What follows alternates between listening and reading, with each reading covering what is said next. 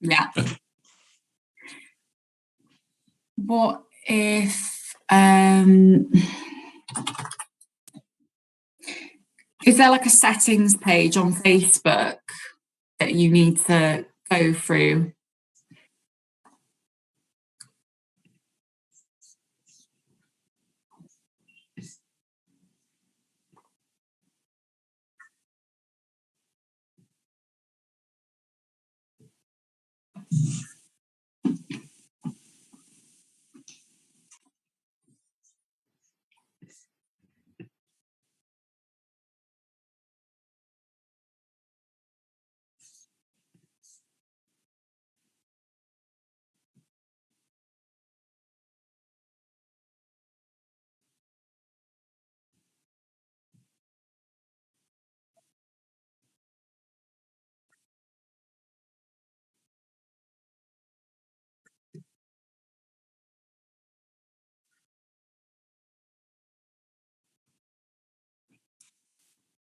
Yeah, sure. Hi, I'm Bryony Haynes, and I'm the Policy and External Affairs Officer at Community Housing Cymru, working across a large variety of areas, but at the minute, particularly specialising in Renting Homes Act, second homes, and the Joint Housing Matters campaign. And I'm Paul Thompson, recently joined CHC. I'm Head of Policy and External Affairs on maternity covering for Ria, who I'm sure you all know. And my main focus will be on finance and decarbonisation, rent and affordability, and public affairs.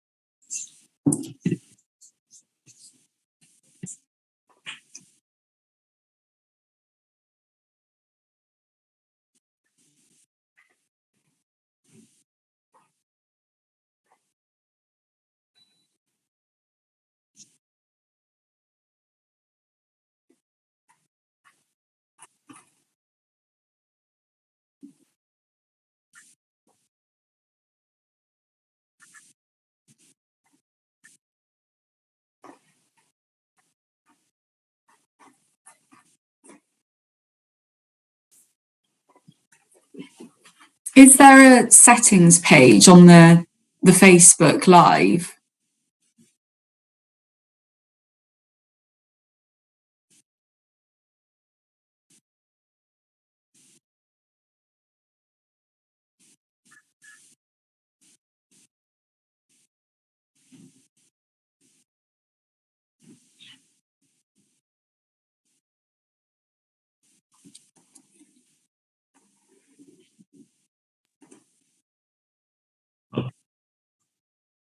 Yeah. What if, Cool, okay. Is there like a settings page on Facebook that you need to go through? Yeah.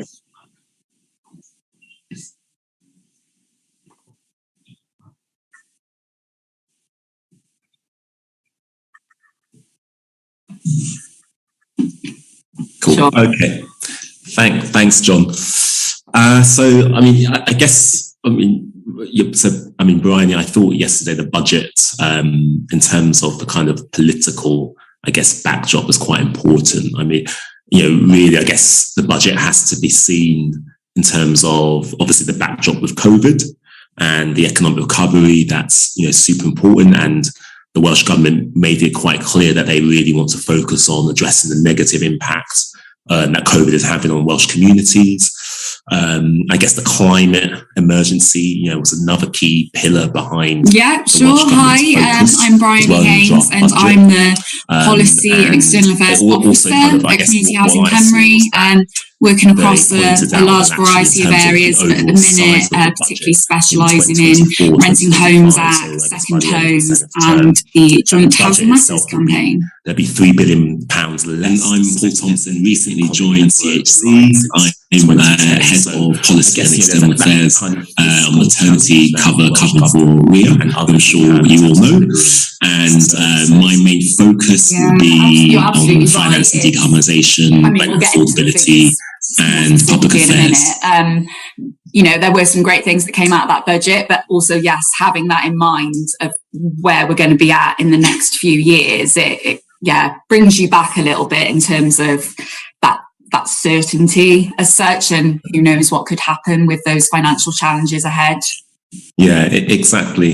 And I think, I don't know if you think the same. I thought it was quite interesting that obviously it's the first budget of the Senate, so of the new Senate, and so that's quite key in setting the tone, I guess, for the next few years. And then in terms of the Labour-Plaid cooperation agreement, the budget puts some, I guess, fiscal flesh on the bones of that cooperation agreement, and in terms of what both parties want to achieve. Particularly kind of obviously priorities for our sector, such as, in that cooperation agreement, such as around social housing supply, rent affordability, decarbonisation, etc. Is there a settings page on the Facebook Live? For members and for us and for other partners to be really, I guess, paying attention to what happens in terms of delivery over the next couple of years in terms of that agreement. And now that we've got some money behind it. Yeah, absolutely. It's like you say, the first budget of this new Senate term, and it's definitely a statement. There had to be many elements within that, incorporating the cooperation agreement. Perhaps maybe we can let's go into the key headlines then of what did we see really? Before you want to do that, guys, I just wanted to make sure that people could hear me. Now I've got is there like a settings page on Facebook that you need to go through? Sure. Yeah. Just wondered if, because obviously I've had some technical issues initially to begin with, so I just wanted to make sure that people could hear me at least. And I just have a video view. Thanks, John. So, I mean, I guess, Brian, I thought yesterday the budget, in terms of the kind of political, I guess, backdrop was quite important. I mean, really, I guess the budget has to be seen in terms of, obviously, the backdrop with COVID and the economic recovery. That's, super important. And the Welsh Government made it quite clear that they really want to focus on addressing the negative impacts that COVID is having on Welsh communities. I guess the climate emergency, was another key pillar behind. Yeah, sure. Hi, I'm Brian Haynes, and I'm the Policy and External Affairs Officer at CHC Debrief, and working across a large variety of areas, but at the minute particularly specialising in renting homes Act, second homes, and the Joint Housing Matters campaign. There'll be £3 billion less. I guess recently joined CHC.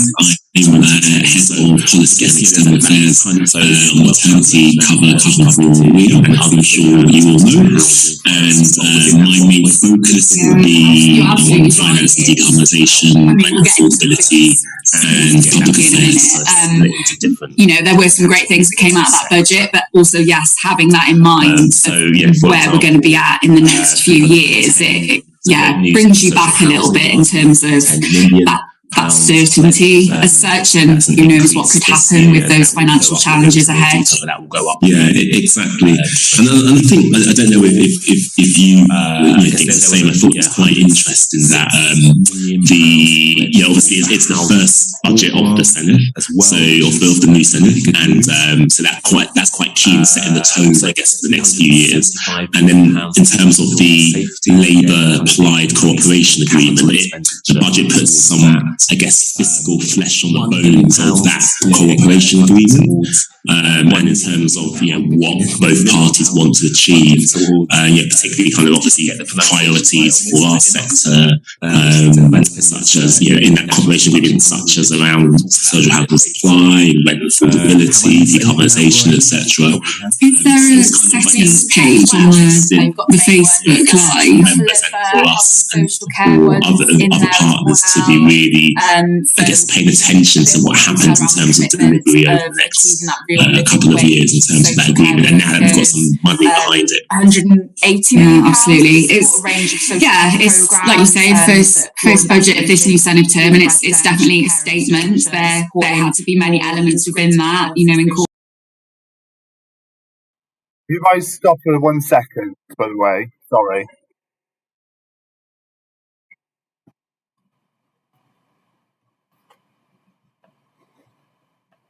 Okay. I knew what the issue was. We had too many voices. So it was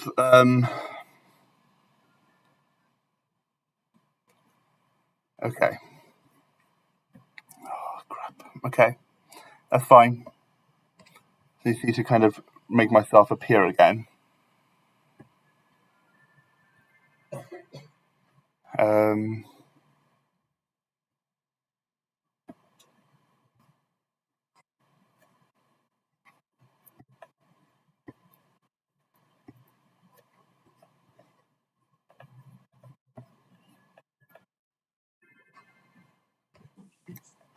Okay.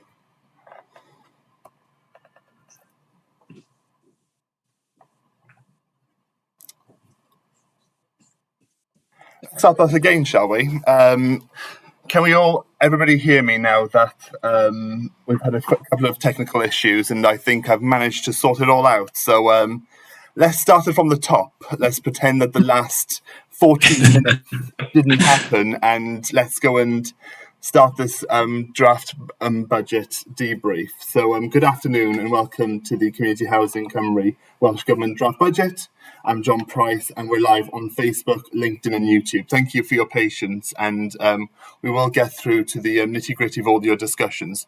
Please feel free to ask any questions. If you're watching live and you want to ask any questions, please do type on the comment boxes, whether you're on LinkedIn, Facebook or YouTube.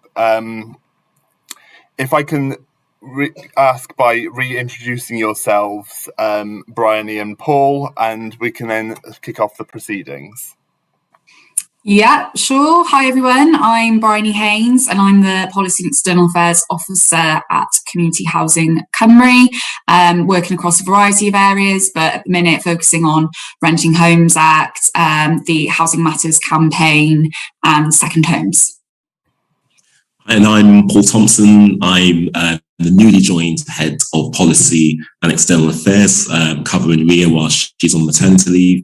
And my main focus is on finance and decarbonisation, on rent and affordability, and on our wider public affairs work. So good to meet you all virtually.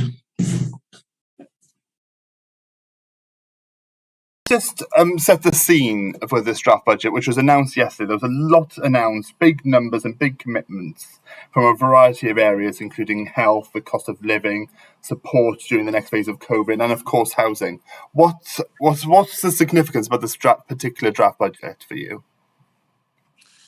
Well, thanks, John. So I'll chip in first, Bryony.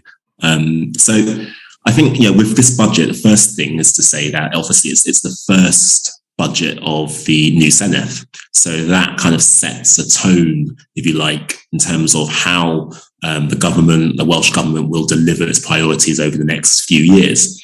Also, it's obviously the first budget since the Labour-Plaid cooperation agreement, which is really important for our sector because that sets out a number of key priorities for Labour and Plaid in terms of relevance to our sector, everything from supply to decarbonisation, homelessness, affordable and fair rent, etc. So again, in terms of the kind of backdrop, if you like, it's really important for us, for our members, and for our partners and stakeholders, and will help to give us an indication about, if you like, direction of travel now that we've got some figures and real money, if you like, behind that now and over the next few years. I guess, the wider backdrop, obviously, unfortunately, the pandemic is still continuing, and the Welsh Government has made really clear that it wants to focus on how to mitigate the negative impacts of COVID and the impact that has had on Welsh communities in different ways. And also the climate emergency as well. That's a critical, if you like, priority and pillar for the Welsh Government. And this budget, which we'll go on to talk about in terms of the climate impact, is right up there front and centre in the draft budget. I think, what I would probably also, the last 2 points I'd make on the backdrop, I guess, the kind of importance of the budget is that in terms of the fiscal challenge, it's tougher, and I guess it will be tougher. In the draft budget, the Welsh Government point out that by 2024, 2025, the budget will be £30 billion smaller than if it had grown in line with the economy since 2010, 2011. So that presents a fiscal challenge. But it's one that obviously we are aware to, and our members are aware to, and that will present challenges though for the kind of priorities that decision makers who we engage with will need to make.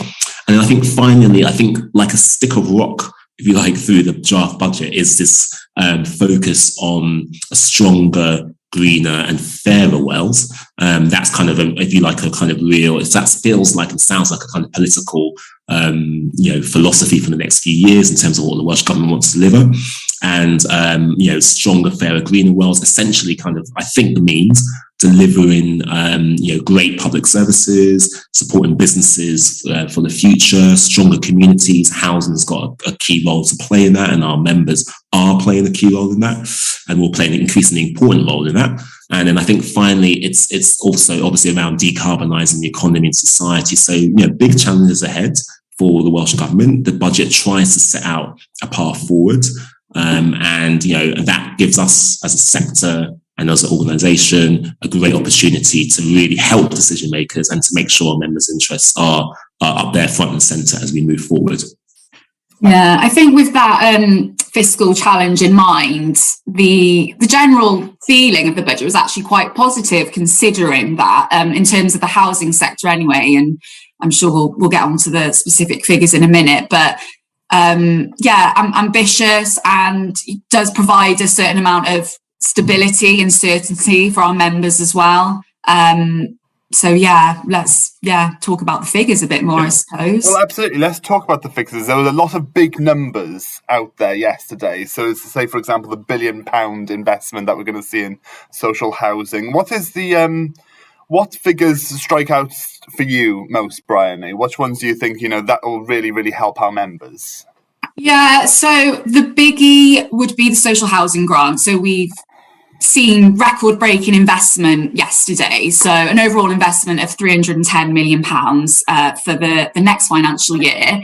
And this is going to be part of a multi-year settlement. So then it's going to be 330 for 23-24, 325 for 24-25. So really positive. We aimed high. We asked for 300 million. So this is really positive news for our members in terms of Welsh Government recognising that financial support is required to reach theirs and Housing Association shared goal of those 20,000 homes, over the next Senedd term. So really good news in that aspect. However, with that investment there, which is positive, we still need to be mindful of the extraordinary pressures that are currently affecting housing associations in seeking to build those new homes. So planning, availability of land, staffing and skills shortage. And then that's where this journey continues, with us continuing to work with Welsh Government and the Welsh Local Government Association as well to deliver those commitments, particularly in line with our Shared Housing Supply Pact as well. It's also important to say as well that the SHG was also part of our Housing Matters campaign as well, which then links in with the prevention of homelessness with that affordable housing supply. Absolutely. What numbers strike out for you, Paul? Yeah, so I think actually I'd agree with everything that Bryony just said, and I think also the commitments to building safety are really important. That's a key priority that was set out in the draft budget in terms of ensuring that people are living in safe homes. Key figures on that in terms of funding, extra £375 million in terms of kind of capital expenditure. So that's great. And I think also probably to point out the £166 million that went towards the housing support grant as well, to kind of help tackle issues around homelessness and other issues. So those are two kind of key figures. I think the other thing I'd kind of throw in, which we'll come on to in more detail, I guess, is just around the fact that there was a kind of I think it was a 8 billion pound commitment in terms of a new infrastructure finance plan, and part of that 8 billion, 1.8 billion of that 8 billion will go towards climate change and decarbonisation issues which affect our sector, which I'm sure we'll come on to. So those would be my kind of key figures from the budget. I just want to go back to what you were saying, Paul, as well about the housing support grant. So again, the Housing Matters campaign with Comorth, that was one of our key asks in terms of maintaining that baseline funding of £166 million to help fund those prevention services for homelessness. So it was really reassuring to see that stability over the next 3 years for our members. We did ask for this to increase with inflation, which it doesn't do, but that's something to work on and make more of a case for in the future. But it's great that we've got that stability and consistency of the 166 million. Absolutely. So we've got the building commitments. We need to build 20,000 social homes over this Senedd period. With the investments, with the draft budget yesterday, do you think that the figures match with the ambitions? Do you want to take this, Paul? Yeah. Well, I think there's thanks. So I guess from our perspective, it's definitely a step in the right direction. Obviously, we welcome the funding that is in the draft budget, and again, I guess realise and recognise that there are some quite serious fiscal challenges ahead. But there's more to do, and there's more that we are going to be focused on in terms of engaging with decision makers. Because if, for example, maybe we kind of might cover this in decarbonisation, as one big issue, that there's the challenges are huge, the challenges are immense, and definitely in terms of kind of further funding and more certainty, that's something which we still need in several areas. I don't know, Bryony, would you agree with that? Yes, I do agree with that. And just taking us back, quite a bit actually to the Senedd election period and our home manifesto and all the sort of asks and commitments that we want from Welsh Government. With this budget, we've seen a little bit more detail in line with our home manifesto and those key commitments, particularly around what we need for that 20,000 homes target. But there are some wider financial asks in there that are only partially covered at the minute. So yes, there's been announcements on decarb, but there is that longer term ask of the 10-year £4 billion stimulus package to retrofit all those social homes. So they're recognising those challenges ahead still. Absolutely. Yeah. And do you see what do you think are the biggest challenges in order to reach that 20,000 target with the investment at hand? Do you see, do you think it's the aspect of the decarbonisation element of it, or do you think it's more of the fact of maybe geography, maybe you're just trying to find the places to fit the 20,000 homes? Where do you think the challenges lie? Yeah, I think it's a bit of a mixed bag, really, to be honest. It's being able to deliver at the scale and pace that is required. Obviously, the start of COVID halted targets and affordability of house building in the social sector. But, you know, housing associations are very eager, very keen, and very committed to delivering that. It's also things like making sure that surplus public land is available, you know, working with the Welsh Government to identify those pockets in those areas, but also recognising that, you know, there are issues with things like the Welsh language, employability. There's a whole holistic approach in terms of community as well that needs to be in the mind of you know, going forward. Well, you mentioned quite a lot about decarbonisation, and I think it's probably the best way for us to discuss the next topic is decarbonisation, because these 20,000 homes need to be low carbon. They need to meet a certain net zero target. Decarbonisation has been almost the buzzword of the year, particularly with COP26 being just a few short weeks ago. What do you make of the decarbonisation announcements, and how do you think that will fit with the housing sector in Wales? Yeah, so yeah, you're definitely right, John, to say that you know, decarbonisation, if you like, has been the buzzword of the year, and certainly, you know, I guess it will be the buzzword for the next, you know, few years. The challenges are huge in terms of decarbonisation, not just within the social housing sector, but across, you know, the economy and society. But the role of our sector in terms of the importance that our sector has within communities, and especially the kind of close engagement that we have with tenants and our members have with tenants, the critical role that our members are playing, means that actually we're at the forefront and will be in terms of trying to help Welsh Government and others and communities to, I guess, unlock the benefits of decarbonisation, plus the challenges, you know, because there are obviously kind of big challenges there. So the funding that was announced in the draft budget, as I mentioned earlier, there's a kind of as part of a kind of infrastructure finance plan, there's £8 billion committed there, but then there's 1.8, I think, of that 8 billion committed towards, 580 million even committed towards decarbonisation existing stock. Social housing stock, and that's a welcome commitment. You know, again, definitely we welcome that funding. I guess that we would also, and will continue to argue, that we need something which is longer term, kind of much more certain over a kind of 10-year period.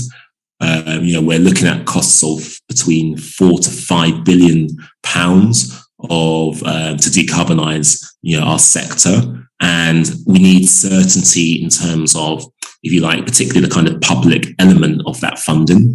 So perhaps over 10 years, as well as making sure that the housing sector, social housing sector, is well placed to access the right kinds of models of private finance, particularly from investors, you know, who have the right kind of, I guess, social and environmental goals. So, you know, it's a big challenge for our sector, but it's not just about, I guess, kind of asking, you know, decision makers for money. Because the scale of the challenge in terms of funding is huge. It's also about learning, best practice, ideas, what we as a sector we're doing already and what we can offer further. So, for example, the funding that went towards the optimised retrofit programme that was announced yesterday, there was extra funding towards that. I try and remember the figures off the top of my head, but essentially I think it jumps to 62 million this year and then to 92 million in 2024, 2025. So that's welcome again.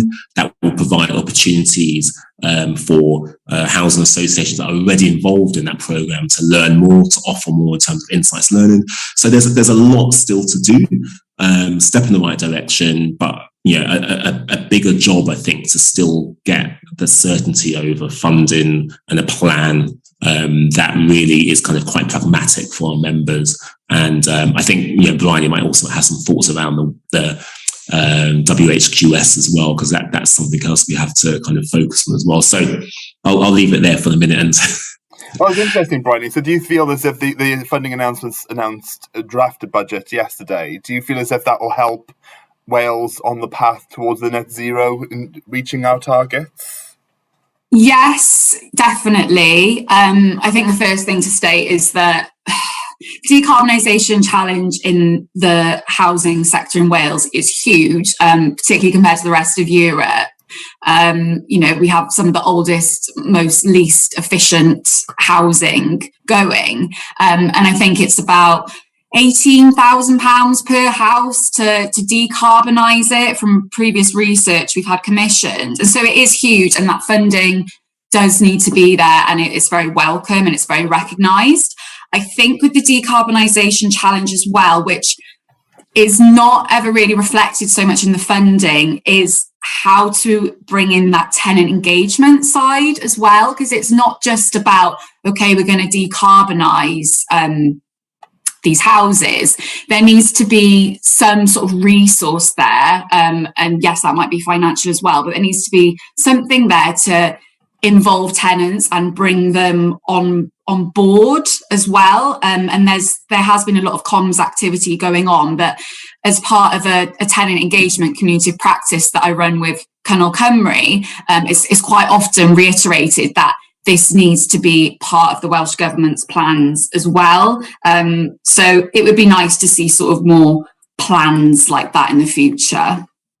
Absolutely. And one of the things you mentioned, Paul, in your answer just now was about, needing that long-term funding. There are quite a lot of long-term funding announcements, not just for the next year, but for the forthcoming couple of, 2 or 3 years time, kind of, a benchmark of what we're to expect over this Senedd term. How important is long-term funding when it comes to not just any budget, but just for the housing sector in general?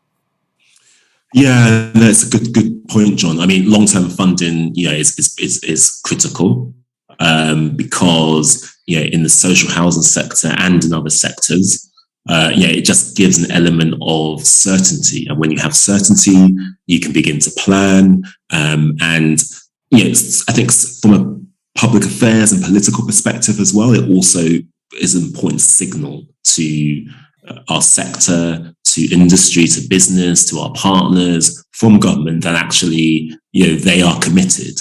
And that, that signal can be underestimated, but it's really important. It's a really important signal. I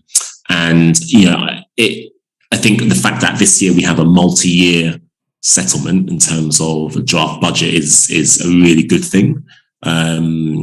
Partly that's happened because the UK Comprehensive Spending Review is a 3-year settlement, so that's also helped the Welsh Government to put in place that multi-year settlement, which provides some certainty, but there are lots of challenges ahead still. So certainty, definitely important, but long-term planning.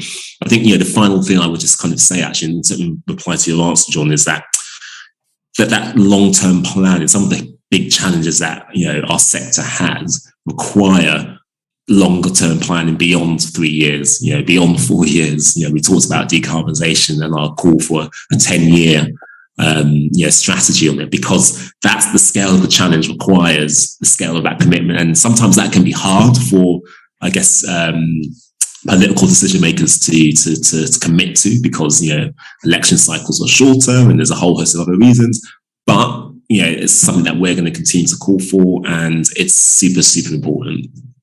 Absolutely. And one of the areas where the funding investment is going towards is towards building safety.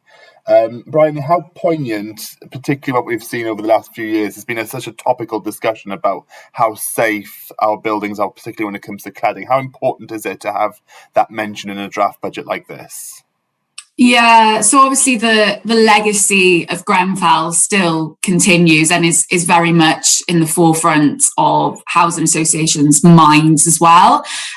This budget reinforces that building safety is still a key priority for the Welsh Government and reaffirms their commitment to ensuring that all homes are safe places to live.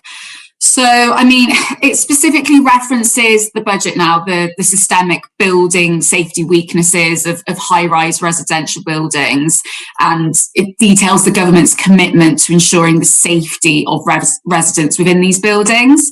So it's really welcome in terms of the figures, again, increasing over the next 3 years, and that will enable long-term investment in the remediation of blocks of flats through the second phase of the Welsh Building Safety Fund. Alongside that, supporting the delivery of the Building Safety Passport scheme. So, yeah, there's a number of measures, particularly in light of the Building Safety White Paper as well that the government has put forward. So it's good to see that there's a concrete plan in place and that the funding is now there to enable that to be delivered. Absolutely. Going somewhere completely different, because one of the reasons why I'm mentioning this is because we have the Labour and Plaid Cymru cooperation agreement from a few weeks ago, and one of the things that struck a lot of us in the sector is around the talk around the Wales-wide construction company. And there is some support to go into that. So it's just good to have an insight from both of you to our audience here about what it is, what's your understanding of it, and how that can impact our members today. Sure. So, in the draft budget, there was £1 million committed funding to developing the construction companies developing in us. Hope I've pronounced that correctly. And I think it's still not quite clear exactly how that will develop, but there are a number of key, I guess, priorities that certainly Plaid, would like the construction company, national construction company, to focus on. So, in its essence, it's will be a not-for-profit body accountable to the Welsh Government and the Senedd.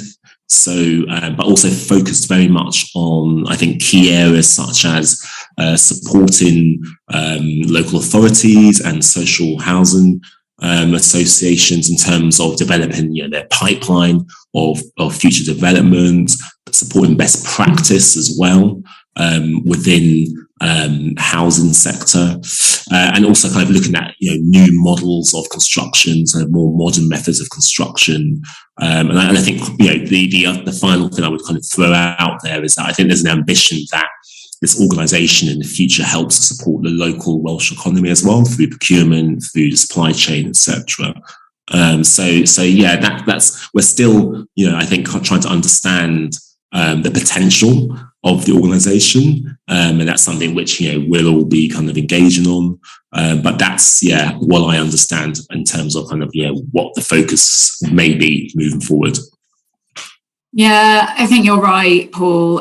There's not too much detail on it yet, but it's great to see, again, the reinforced commitment and support for councils and social landlords to improve that supply of social and affordable housing.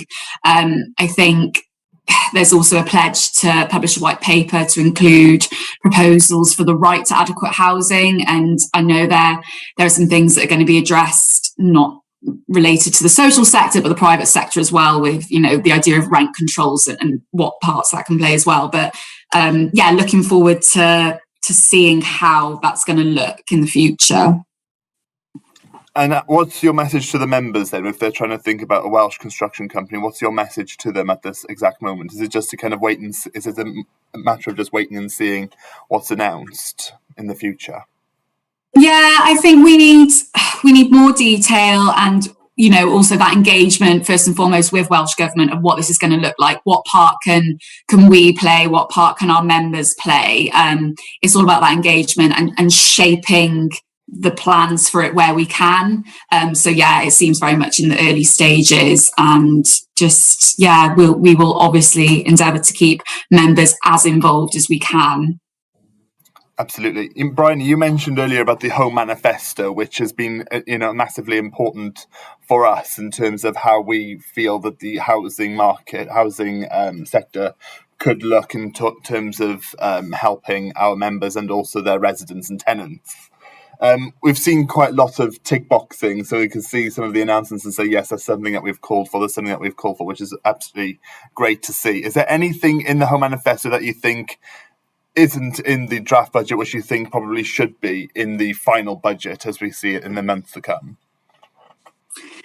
I think this kind of goes back to what I said at the beginning. There are some things in the Home Manifesto where it was sort of more long-term funding asks, and whereas the budget provides, snippets, it's over a 3-year period as opposed to a 10-year period for decarb, or the 5-year period for social housing grant. But generally speaking, there's starting to be that nice reflection of what we asked for in the Home Manifesto versus what's being delivered in the programme for government and now the budget. Programme for government also made a commitment to paying social care workers that real living wage. It didn't provide much detail, but this budget now gives a little bit more of a time frame. So we're expecting this to be allocated through local government settlement to enable authorities to meet that requirement by April 2022. So it's a welcome step forward that, this is ensured. I know there was a bit of backlash when this was first announced, as there was no specific time frame. So it's nice that the social care sector has that sort of reassurance now that that is going to be delivered through that settlement. Absolutely. So as we've been mentioning, this is a draft budget. We're waiting until, obviously, how do you feel that this will pan out now? So the final budget will be in March time, we believe. This is how previous years have, sought for us. So what do you expect now between now and when the final budget is released? Yes, I guess, there'll be, even though we're heading up to kind of the Christmas period, I guess there'll be further analysis, both, obviously from our sector, but also from Welsh industry, Welsh business and our partners. But I think actually then there'll be a debate in February in the Senate. So there may be, who knows, there may be kind of, further changes to the budget, potentially, I guess, on the back of political scrutiny as well. But I mean, I think, and, it's probably not wise to make predictions as of political things these days. But I as far as I understand, I think ideally what's been proposed, hopefully, and should pretty much be what is agreed in terms of the final budget. And I would hope, particularly for our sector, there won't be any changes.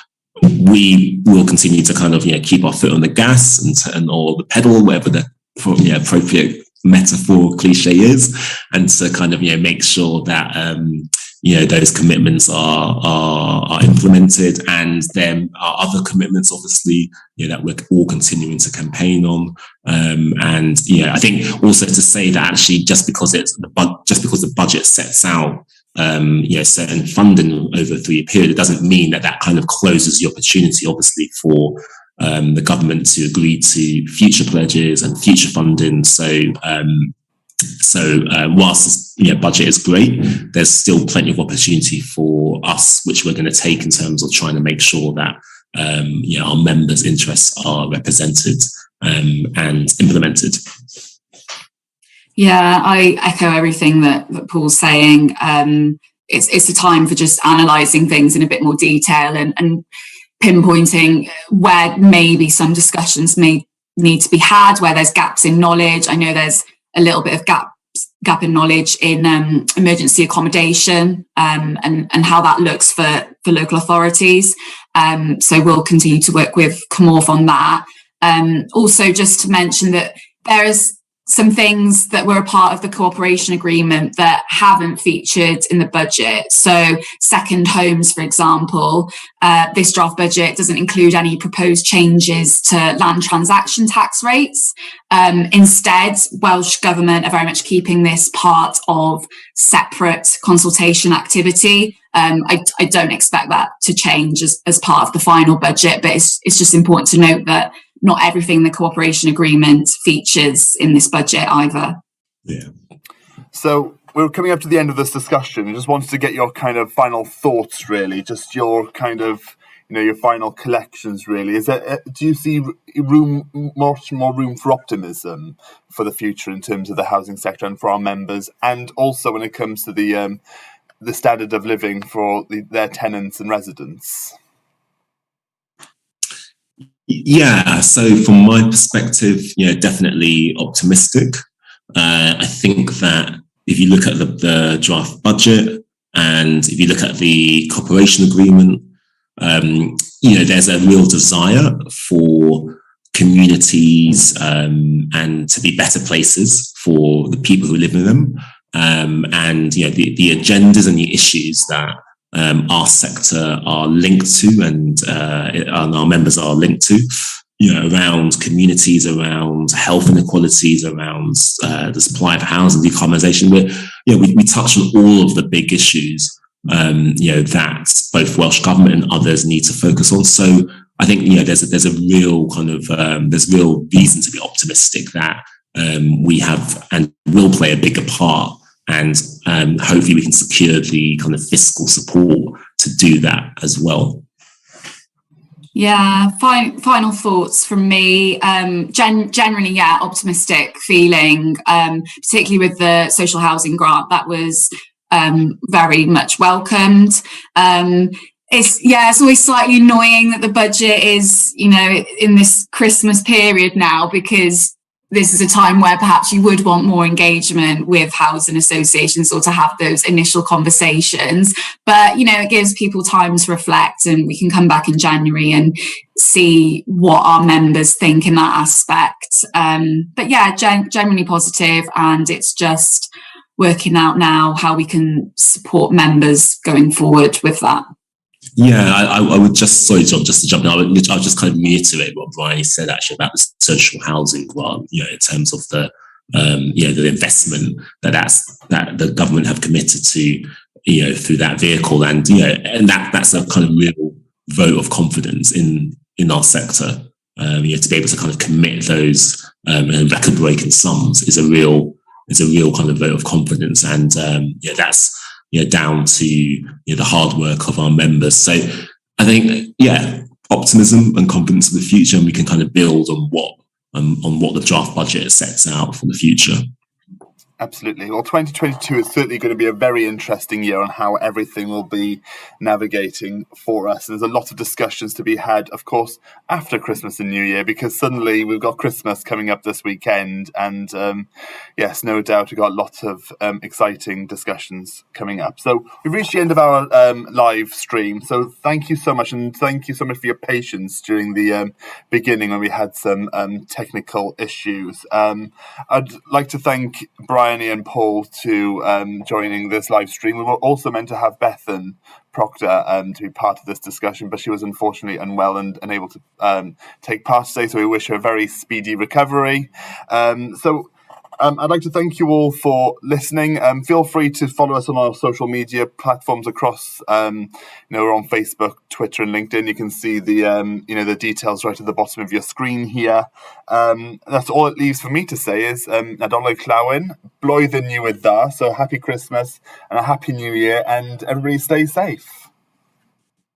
Thanks. Thanks all. Thanks, John. Thanks, Wayne.